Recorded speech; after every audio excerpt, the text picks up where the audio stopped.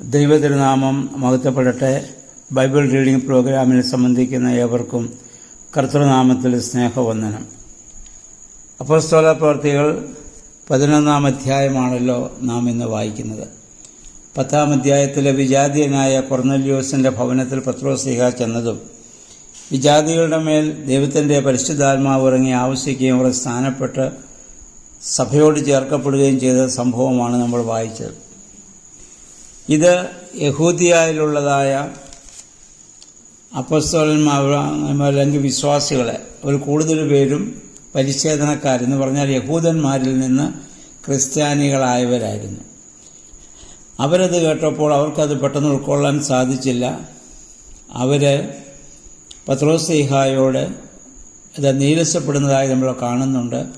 വിജാതികളുടെ അടുക്കൽ നീ പോയി ഭക്ഷണം കഴിച്ചു, അവരുടെ ഭവനത്തിൽ ചെന്നു എന്നൊക്കെ പറയുമ്പോൾ അവർക്കത് അന്നത്തെ കാലത്ത് ഉൾക്കൊള്ളാൻ അല്പം പ്രയാസമുള്ള കാര്യമാണ്.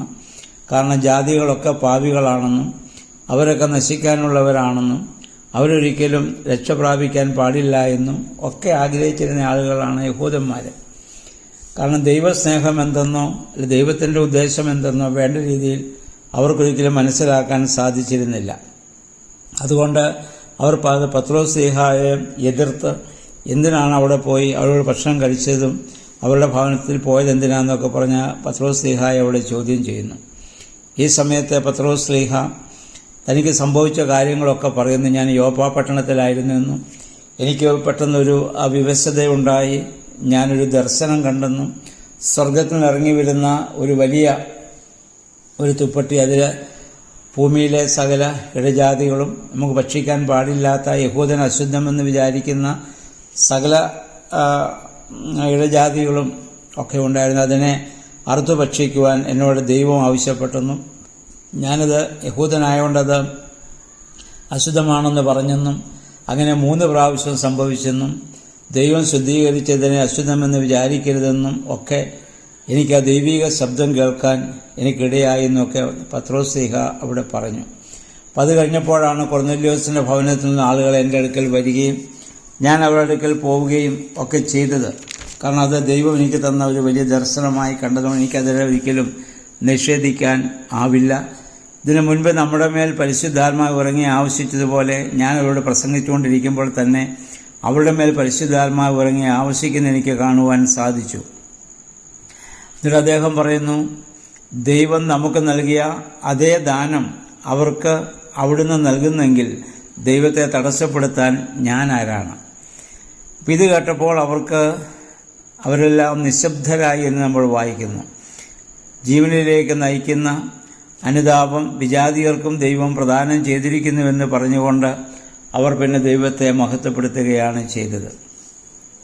അപ്പം അതിന് ശേഷം പിന്നെ ഈ സ്തെഫാനോസിനെ ആ വധത്തിന് ശേഷം പീഡനിമിത്തം നാനാ സ്ഥലത്തേക്ക് വിശ്വാസികളൊക്കെ ചിതറിപ്പോകേണ്ട സാഹചര്യം വന്നു.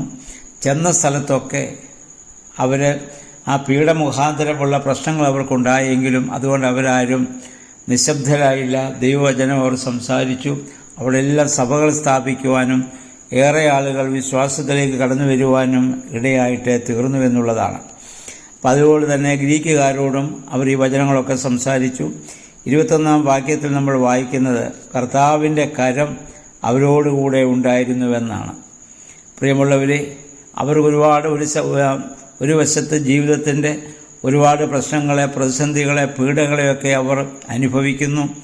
മറുവശത്ത് ആ സമയത്തും ശക്തിയോടെ ദൈവത്തെക്കുറിച്ച് സാക്ഷിക്കുവാൻ പറയുവാൻ അവർക്കിടയായത് കർത്താവിൻ്റെ കരം അവരോടുകൂടെ ഉണ്ടായിരുന്നുവെന്നുള്ളതാണ്.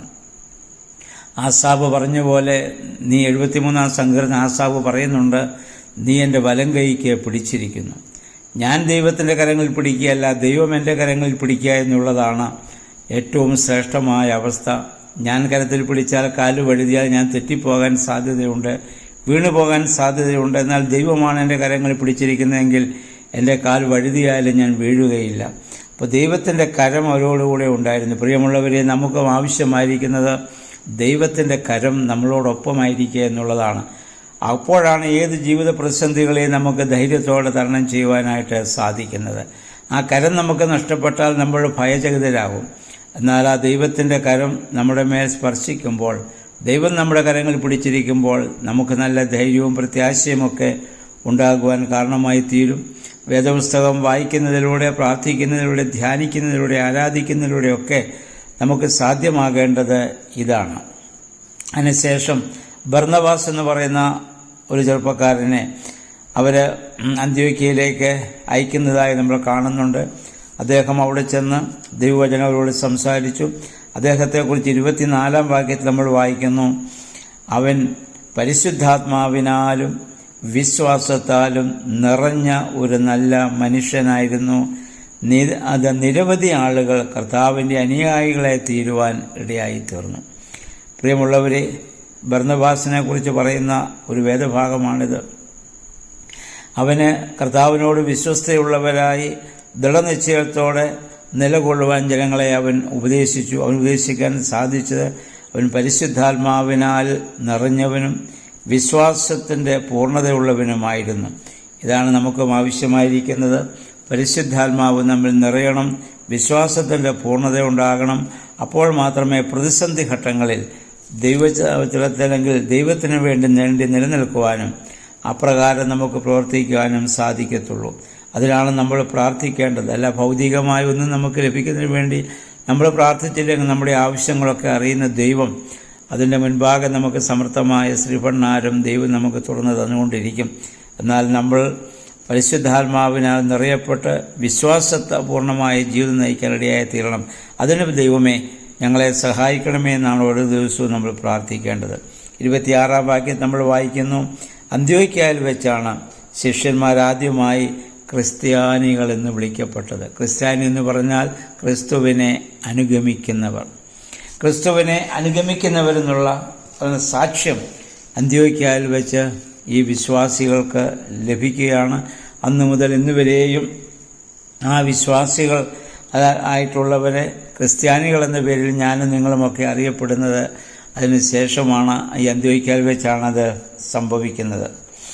അതിനുശേഷം ജെറുസലേമിൽ നിന്ന് ഒക്കെ പ്രവാചകന്മാർ അന്ത്യോക്യയിലേക്ക് വന്നെന്നും അവരിൽ ഹാഗാബോസ് എന്ന് പറയുന്ന ഒരുവൻ എഴുന്നേറ്റ് ലോകവ്യാപകമായ ഒരു വലിയ ക്ഷാമം ഉണ്ടാകുമെന്ന് പ്രവചിക്കുകയും അത് പരിശുദ്ധാത്മാ പ്രേരിതമായി അദ്ദേഹം പ്രവചിച്ചതാണെന്നും അത് അതിനുശേഷം അങ്ങനെ ഒരു ക്ഷാമം ഇവിടെ ഉണ്ടായെന്നും ക്ഷാമം ഉണ്ടായ സമയത്ത് അവിടെയുള്ള ആളുകളെ സഹായിക്കുന്നതിന് വേണ്ടി ഇപ്പോൾ ബർന്നബാസുമൊക്കെ വഴി അല്ലെങ്കിൽ ബർന്നബാസും സൗലും മുഖാന്തരം അവരവിടെ ദാനങ്ങൾ കൊടുത്ത ആ സമൂഹത്തെ സഹായിച്ചതൊക്കെ ആണ് 11-ാം അധ്യായത്തിൽ നമ്മൾ വായിക്കുന്നത്. ഈ 11-ാം അധ്യായത്തിൽ ജാതികളുടെ മേലിറങ്ങി ആവശ്യിച്ച പരിശുദ്ധാത്മാവ് അല്ലെങ്കിൽ ആ ഒരു വലിയ അനുഭവം, കാരണം പത്രോസ് ശ്ലീഹായ്ക്ക് സഭയുടെ തലവനായിട്ടിരിക്കുമ്പോൾ അദ്ദേഹത്തോട് ദൈവം അങ്ങനെ ശക്തമായി ഇടപെട്ടപ്പോൾ അത് സഭയ്ക്ക് മറ്റുള്ളവർക്ക് അംഗീകരിക്കാതിരിക്കാൻ സാധ്യമല്ല. അതുകൊണ്ട് പരിശോധനക്കാരായ യഹൂദന്മാരെ പോലും നിശബ്ദരാക്കുവാൻ പത്രോസ് ശ്ലീഹായ്ക്ക് സാധിച്ചു. അത് തൻ്റെ അനുഭവമാണ് തൻ്റെ സാക്ഷ്യം. അങ്ങനെ നമുക്കും ആ ദൈവികമായ അനുഭവം ഉണ്ടാകുവാൻ ദൈവമേ സഹായിക്കണമേ എന്ന് നമുക്ക് പ്രാർത്ഥിക്കാം. നമ്മുടെ വേദവായനകളും പ്രാർത്ഥനകളും പ്രത്യേകിച്ച് ഈ ദിവസങ്ങളിലെ നോമ്പിൻ്റെ പ്രാർത്ഥനകളൊക്കെ അതിന് നമ്മെ സഹായിക്കട്ടെ. ഇന്നേ ദിവസം ഈ 11-ാം അധ്യായം വായിച്ച് ധ്യാനിക്കുവാൻ ദൈവത്തിൻ്റെ പരിശുദ്ധാത്മാവ് നമ്മെ ശക്തീകരിക്കട്ടെ എന്ന് ആശംസിച്ചുകൊണ്ട് നല്ല ഒരു ശുഭദിനം ആശംസിച്ചുകൊണ്ട് നിർത്തുന്നു. ദൈവനാമം മാത്രം മഹത്വപ്പെടട്ടെ.